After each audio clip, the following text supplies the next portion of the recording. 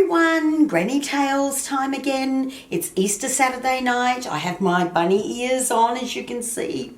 Also, I hope the Easter Bunny's coming to you all tonight and you get a nice load of eggs in the morning.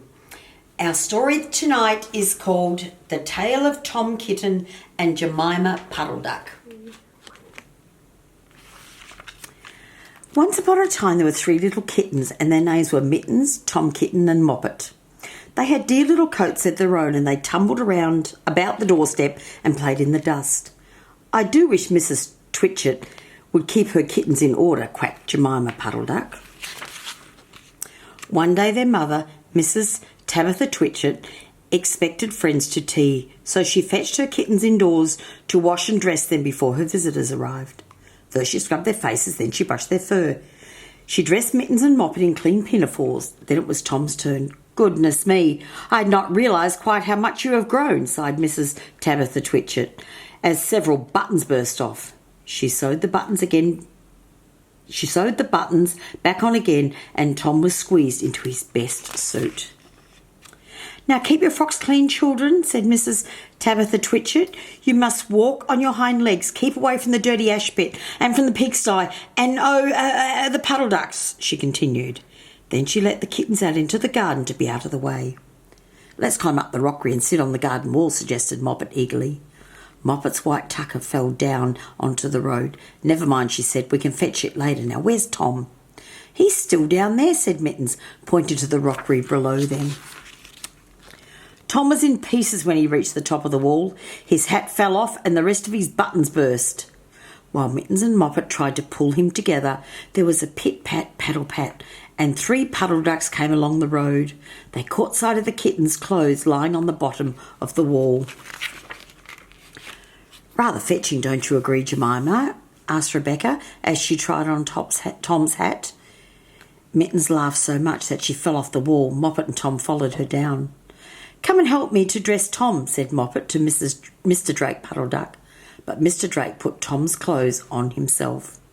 It is a very fine morning, he said, and he and Jemima and Rebecca Puddle-Duck set off up the road, keeping step, pit-pat, paddle-pat. Then Mrs. Tabitha Titwitch came down the garden path and saw the kittens on the wall with no clothes on. Oh, my goodness, she gasped. Look at you. My friends will arrive any moment and you're not fit to be seen. I'm affronted. Straight to your room, and not one sound do I wish to hear, she ordered. When Mrs. Tabitha Titch's friends arrived, I'm sorry to say she told them that her kittens were in bed with the measles, which is not true. Dear, dear, what a shame, the poor souls, exclaimed Henrietta. But the kittens were not in bed, not in the least. At the tea party, strange noises were heard from above. You did say they were poorly, didn't you, Tabitha dear? Said Cousin Rippy curiously. As for the puddle ducks, they went into the pond. The clothes all came off because there was no buttons, and they have been looking for them ever since.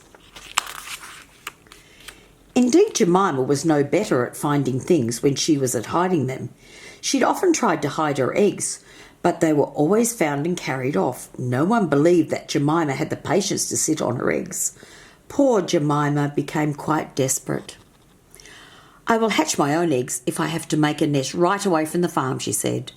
So one fine spring afternoon, Jemima put on her best bonnet and shawl and set off. Jemima wailed about in search of a nesting place. Suddenly, she was startled to find an elegantly dressed gentleman reading a newspaper.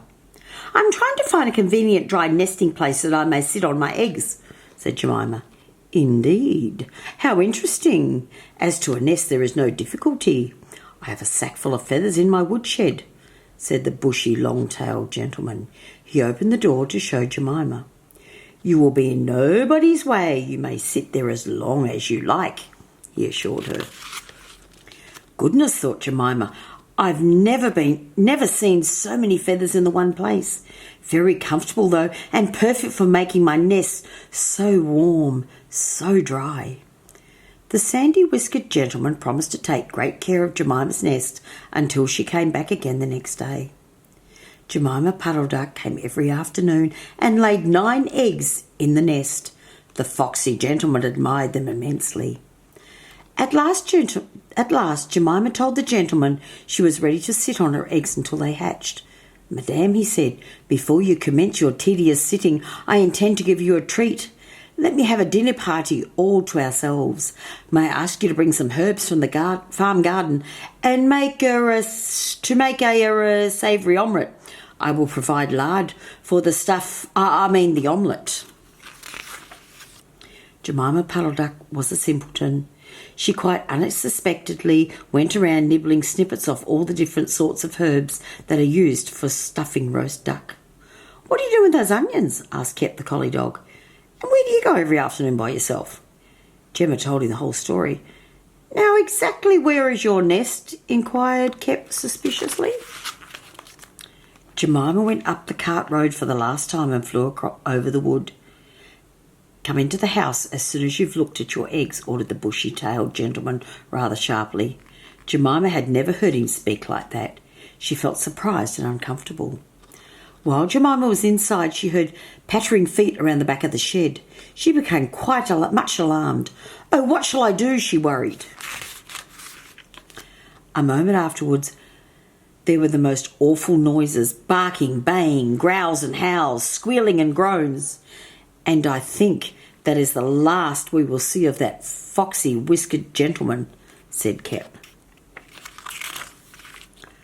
Unfortunately, the puppies had gobbled up all the Jemima's eggs before Kep could stop them. Poor Jemima Puddle-Duck was escorted home in tears on account of those eggs.